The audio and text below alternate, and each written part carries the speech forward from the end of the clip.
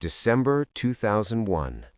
America's seventh largest company files for bankruptcy. $63 billion gone. Thousands of employees wiped out. Wall Street was shocked, but not because it happened, because no one could explain how. This is the story of Enron, the company that sold nothing, made billions, and then imploded while everyone clapped. Imagine a company that made its fortune by moving gas through pipes, not the explosive kind, the boring kind.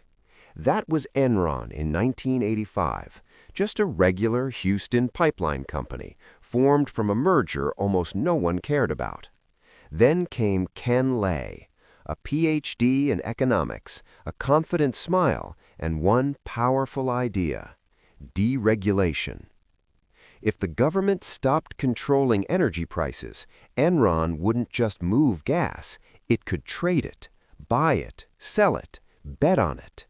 Energy became a financial product. Lay brought in Jeff Skilling, a fast-talking McKinsey consultant who believed deeply in markets, spreadsheets, and himself. Skilling's pitch was simple. Enron isn't a pipeline company, it's a tech company. We don't sell energy, we sell the future of energy. Wall Street loved it. The media loved it. Fortune magazine named Enron the most innovative company in America 6 years in a row. Inside Enron headquarters, the pressure was intense. Employees were told they were the smartest guys in the room. Translation: perform or disappear. Bonuses were massive. Backstabbing was normal, and every quarter had to impress investors.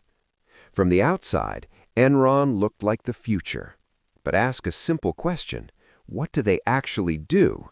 You'd get buzzwords, whiteboards, and 40 minutes of confusion. But the stock kept rising, so no one asked again. By the late 1990s, Enron's stock exploded, from $7 to over $90, more than 1,000% growth. Executives called it a party. The media called it a miracle. But behind the champagne, the math wasn't working. Energy markets don't go viral, they fluctuate. So Enron changed the rules. Enter mark-to-market accounting.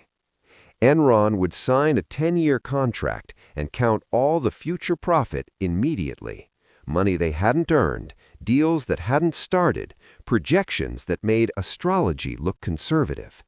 On paper, Enron looked unstoppable. In reality, it was chaos. When numbers didn't add up, Andy Fastow stepped in, Enron's CFO. His solution? Hide the losses. He created dozens of shell companies, technically separate but secretly controlled by Enron. Bad assets were sold to them. Risk disappeared on paper, but not in reality. It was just hidden. It was like selling your broken car to your dog, giving him your credit card, and telling your family, "Look, I made a sale." Meanwhile, executives cashed out. Employees were told to hold their stock. Wall Street analysts kept saying buy because objectivity was optional, revenue was not.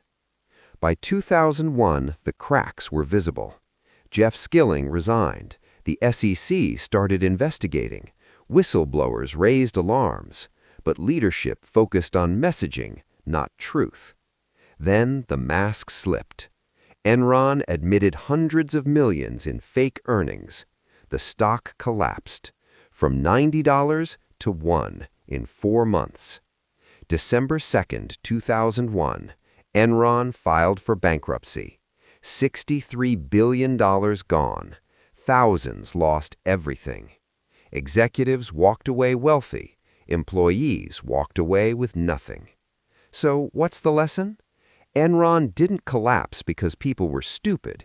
It collapsed because people wanted to believe.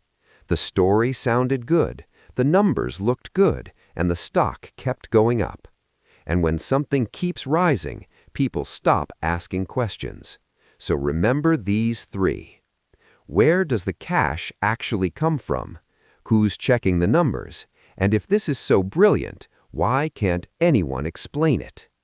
Enron sold the future. Everyone bought it. Until the lights came on and the building was empty. Because a lie can travel halfway around the world while the truth is still putting on its shoes.